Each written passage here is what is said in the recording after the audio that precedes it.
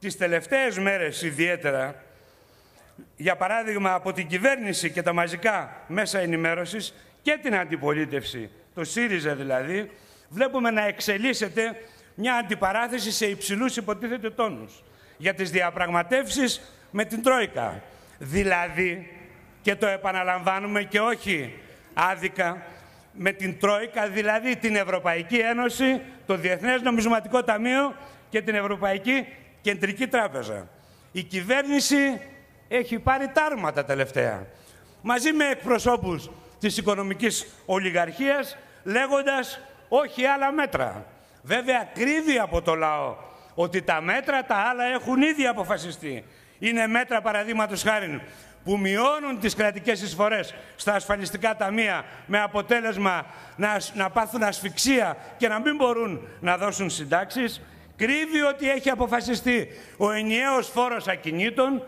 Κρύβει ότι έχει αποφασιστεί ένα νέο μεγάλο χαράτσι στα αγροτεμάχια που όλη η Ελλάδα, ή τουλάχιστον η συντριπτική πλειοψηφία, λίγο ως πολύ έχει. Κρύβει λοιπόν ότι αυτά τα μέτρα ήδη έχουν πάρθει και θα εφαρμοστούν.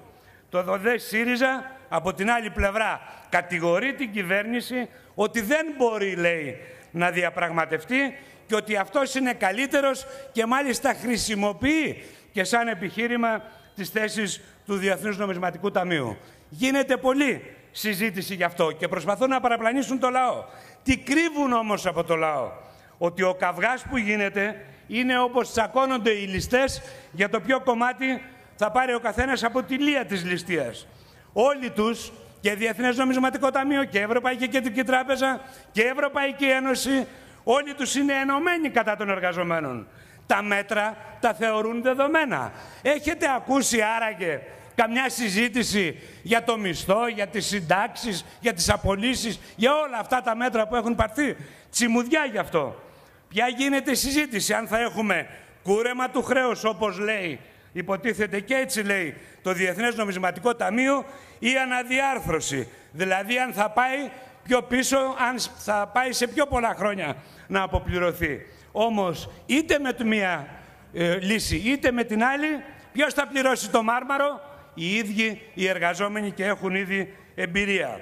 Ο καυγάς που γίνεται και είναι πραγματικός και εμείς δεν τον υποτιμάμε, δεν έχει να κάνει με τα λαϊκά συμφέροντα, αλλά έχει να κάνει με το ποιο τμήμα του κεφαλαίου, ποιο υπεραλιστικό κέντρο, ποιανού υπεραλιστικού κέντρου τα κεφάλαια θα απαξιωθούν ή θα κουρευτούν περισσότερο. Και γι' αυτό έχουμε καυγά. Οι Αμερικάνοι λένε να πληρώσουν οι Γερμανοί, οι Γάλλοι λένε να πληρώσουν οι Γερμανοί, και όλος ο καυγάς γίνεται και δεν αφορά κυριολεκτικά το λαό.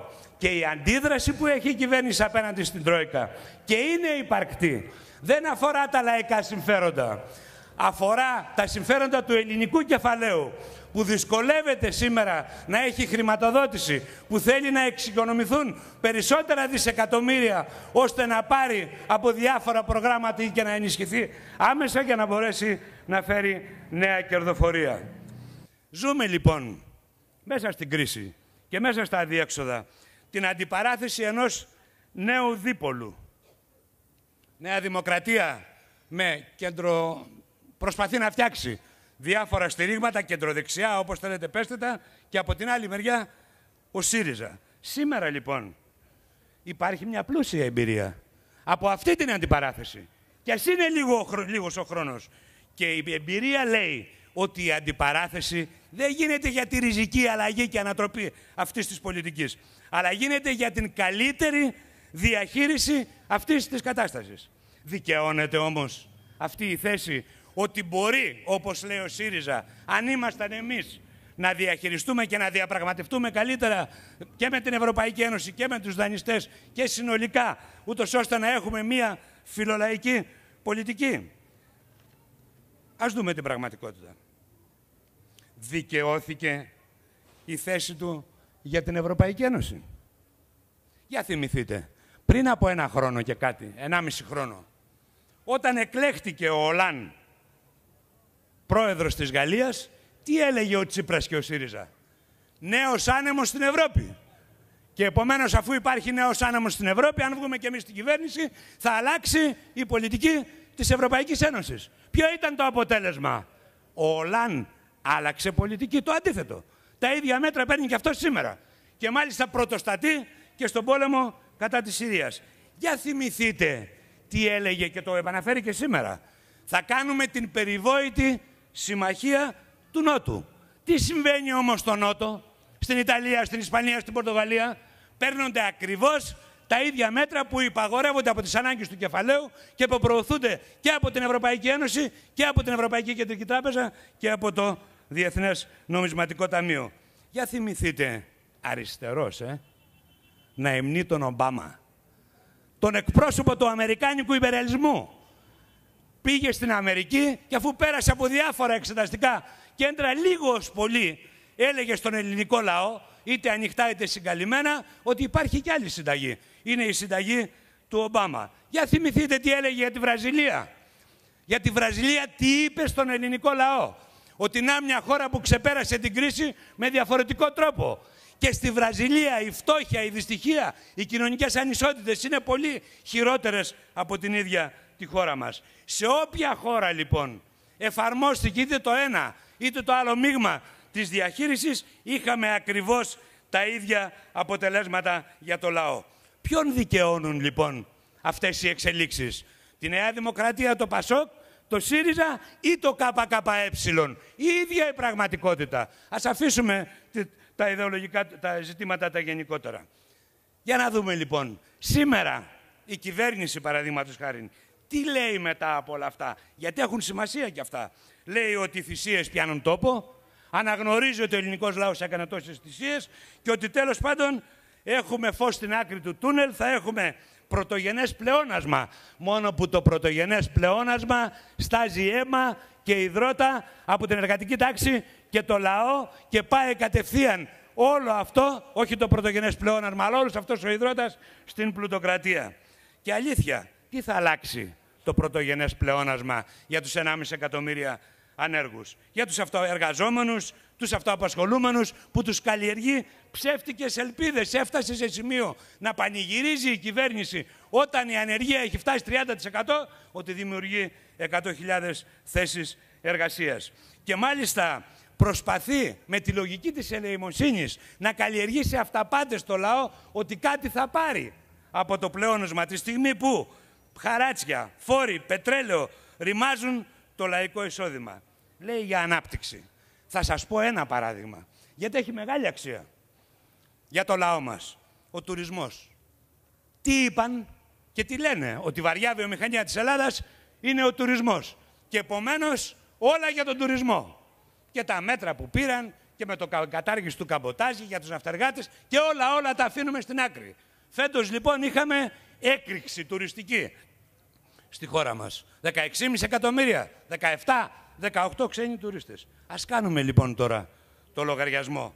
Ποιος ωφελήθηκε από την αύξηση του τουρισμού? Πρώτον, οι θέσεις απασχόλησης των ξενοδοχοϊπαλλήλων μειώθηκαν, παρότι αυξήθηκε κατακόρυφα ο τουρισμός. Δεύτερον, μειώθηκαν οι μισθοί και οι συνθήκες δουλειάς έγιναν συνθήκες κόλασης, χωρίς ωράρια, χωρίς να πληρώνονται υπερορίες, με νέα παιδιά να στέλνονται από τον ΑΕΔ και να δουλεύουν τζάπα. Τρίτον, ωφελήθηκαν έστω οι αυτοαπασχολούμενοι και οι μικρομεσαίοι ξενοδόχοι. 1.000 ξενοδοχεία αυτή τη στιγμή έχουν χρεοκοπήσει και είναι για πούλημα. Ποιος ωφελήθηκε λοιπόν από αυτή την αύξηση του τουρισμού? Τα μεγάλα μονοπόλια, οι μεγαλοξενοδόχοι, οι tour operators. Αυτό το σημειώνουμε γιατί είναι μία γεύση πικρή για το λαό μας, για το τι εννοεί ανάπτυξη η Νέα Δημοκρατία και το ΠΑΣΟΚ, τι εννοούν ανάπτυξη όλοι αυτοί που θέλουν στο κέντρο της οικονομίας το ίδιο το κεφάλαιο. Από την άλλη πλευρά, ο ΣΥΡΙΖΑ σήμερα οξύνει την αντιπαράθεση, έχοντας κάνει αμέτρητες κολοτούμπες, ζητά αλλαγή κυβέρνησης. Εμείς θέλουμε να πούμε στο λαό μας να σκεφτεί καλά. Μια του κλέφτη, δυο του κλέφτη, τρεις και το λουρί της μάνας, λένε στο χωριό μου. Έχει περάσει πολλές φορές από αυτή τη διαδικασία των εύκολων λύσεων. Το 1981, πιο πριν μάλλον, το ΠΑΣΟΚ έλεγε στις 18 σοσιαλισμός. Το 81 ο λαός παγιδεύτηκε, υποτίθεται, σε μια πιο εύκολη λύση που θα έφερνε το σοσιαλισμό και που ήταν το Πασόκ, χωρίς σύγκρουση, χωρίς αλλαγές. Σήμερα λοιπόν έχουμε ένα νέο Πασόκ, όμως προσέξτε, δεν έχει καμιά σχέση με το Πασόκ του 81, ούτε από πλευρά συνθημάτων, ΕΟΚ και ΝΑΤΟ, το ίδιο συνδικάτο, έξω οι βάσεις και όλα τα υπόλοιπα, τα οποία βέβαια εγκαταλείφθηκαν, αλλά δεν έχει σχέση και με την συγκυρία.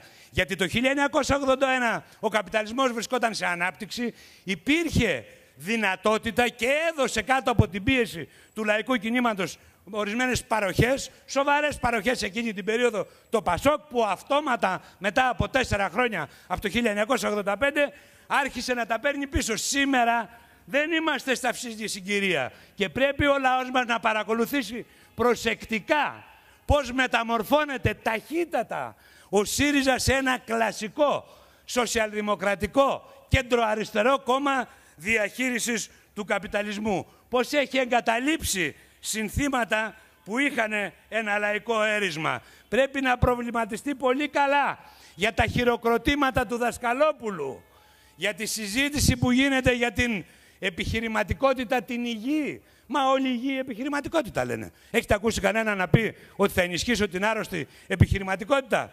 Να παρακολουθήσει ακόμα και εκεί που στήριξε σαν προμετωπίδα τη μεγάλη του προπαγάνδα και ήταν το μνημόνιο. Η Χρυσή Αυγή δεν αντιμετωπίζεται μόνο δικαστικά.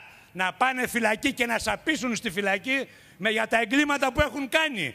Και να δει και ο λαός τι κότες είναι, που πάνε και κλαίγονται, που δεν τολμούν να αναλάβουν την ευθύνη τους, που αρνούνται την ιδεολογία τους. Κυριολεκτικά τρέμουν να πούν αυτό που είναι στην πραγματικότητα. Τέτοια παλικάρια είναι, 5-5 να μαχαιρώνουν Πακιστανούς. Αυτή είναι η Χρυσή Αυγή. Και πρέπει να αποκαλυφθεί στο λαό, να απομονωθεί, να καταδικαστεί, να σηκωθεί ένα μεγάλο ιδεολογικό μέτωπο και όχι χάιδεμα στα αυτιά των ψηφοφόρων.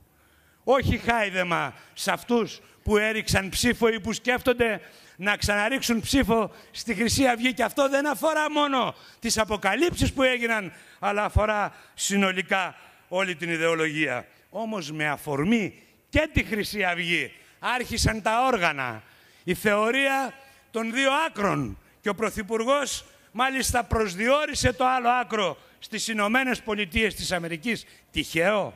Δεν νομίζουμε. Το άλλο άκρο, αυτούς που είναι κατά του ΝΑΤΟ και κατά της Ευρωπαϊκής Ένωσης. Ευθεία στόχευση για το λαϊκό κίνημα.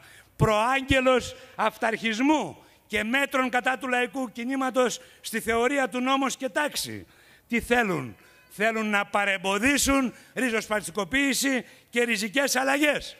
Κάνουν κάτι ακατονόμαστο. Ό,τι και να πει κανένας. Προσπαθούν άμεσα ή έμεσα να ταυτίσουν το φασισμό, την πιο σκοταδιστική θεωρία, με τις κοινωνικές επαναστάσεις και τις κοινωνικές εξεγέρσεις. Είναι ανιστόρητη και σκοταδιστική αυτή η αντίληψη. Γιατί οι επαναστάσεις οι κοινωνικές εξέφραζαν κοινωνική αναγκαιότητα. Ήταν αποτέλεσμα της εξέγερσης και επαναστατικής δράσης των μαζών, όπως θα είναι και στο μέλλον. Ενώ ο φασισμός και τα πραξικοπήματα ήταν γεννήματα της τάξης που είναι στην εξουσία, μέσα από τα κοινοβούλια. Αυτοί έδωσαν και στο Μεταξά και στο Χίτλερ, όπως είπα προηγούμενα, την εξουσία.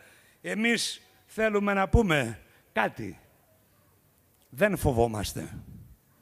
Δεν είμαστε από αυτούς που θα σκύψουμε το κεφάλι και θα απαρνηθούμε τις ιδέες μας.